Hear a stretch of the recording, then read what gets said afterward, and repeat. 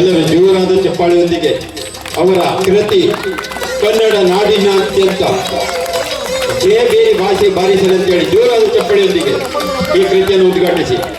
ಧನ್ಯವಾದ.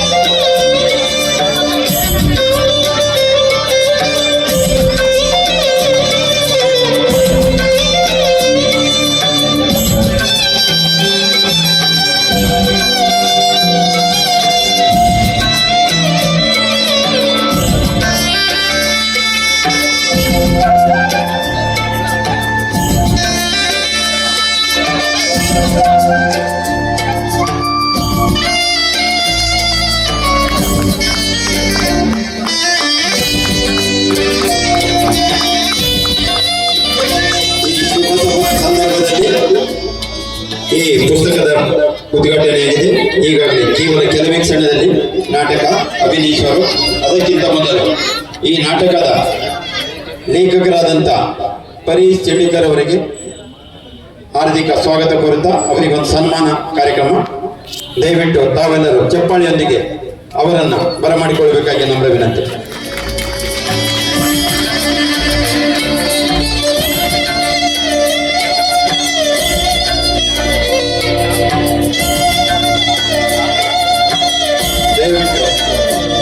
ಪರೀಶ್ ಚೆಂಡಿಕರ್ ಅವರು ಆ ಕುರ್ಚಿಯ ಮೇಲೆ ಆಸೀನರಾಗಬೇಕಾಗಿ ನಮ್ಮ ವಿನಂತಿ.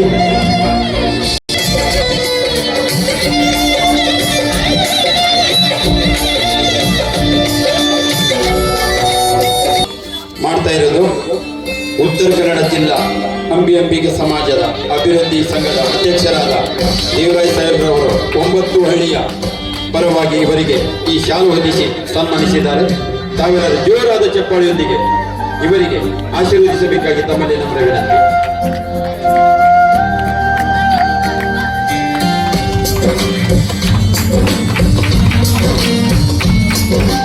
ಈಗ ಲೇಖಕರಿಂದ ಕೆಲವೊಂದು ತಮ್ಮ ಬರೆಹದ ಬಗ್ಗೆ ಚಿಕ್ಕದಾಗಿ ಚೊಕ್ಕದಾಗಿ ಒಂದು 4 ಮುತ್ತು ನುಡಿಮುತ್ತುಗಳನ್ನು ಮಾತಾಡಬೇಕಾಗಿ ತಮ್ಮೆಲ್ಲರ ಪರವಾಗಿ ಲೇಖಕರಲ್ಲಿ ವಿನಂತಿ.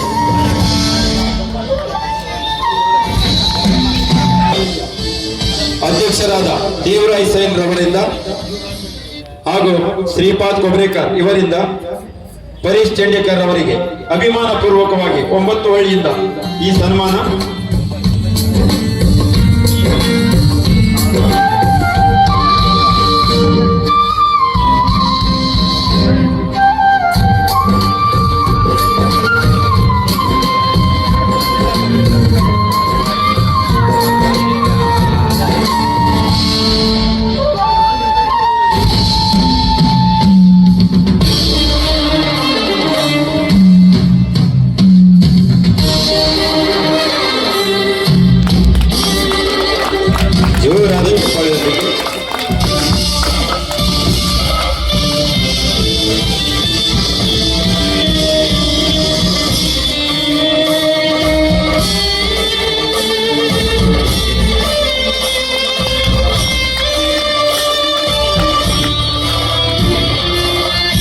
ಅದೇ ಪ್ರಕಾರ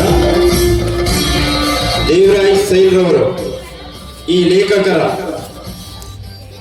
ಸಂಬಂಧಪಟ್ಟ ಪುಸ್ತಕದ ಹಾಗೂ ಅವರ ಕೃತಿಯ ಬಗ್ಗೆ ಹಾಗೂ ಊರಿನ ಸಮಸ್ತ ಲೇಖಕರ ಬಗ್ಗೆ ಒಂದು 4 ನುಡಿಮುತ್ತುಗಳನ್ನು ಮಾತಾಡಬೇಕಾಗಿ ತಮ್ಮಲ್ಲಿ ದೇವರಾಜ್ ಸೈಲ್.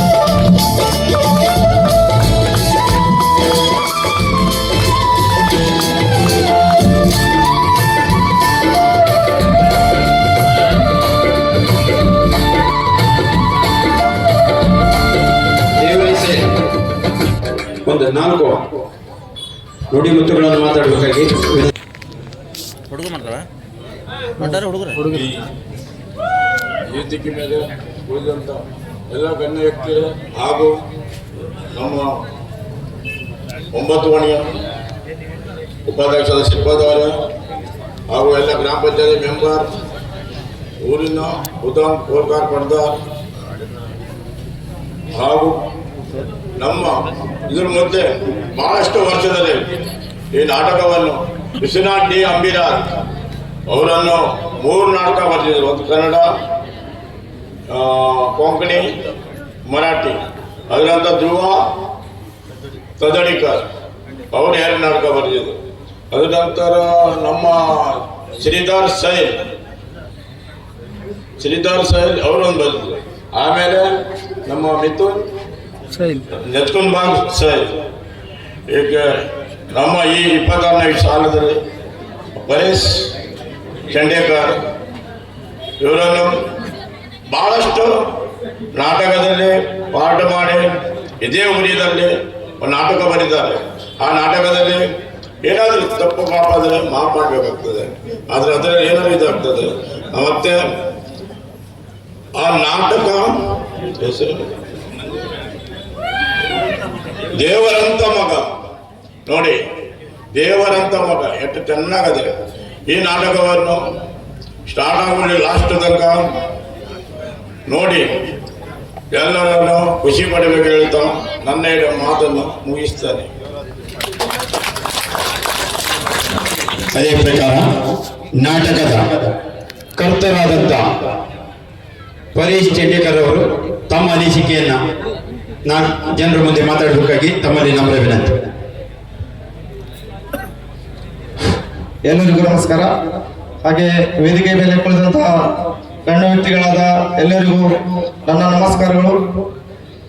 ನನ್ನ ಅನುಭವದ ಪ್ರಕಾರ ನಾನು ಒಂದು ಕೃತಿ ಬರೆದಿದ್ದೇನೆ.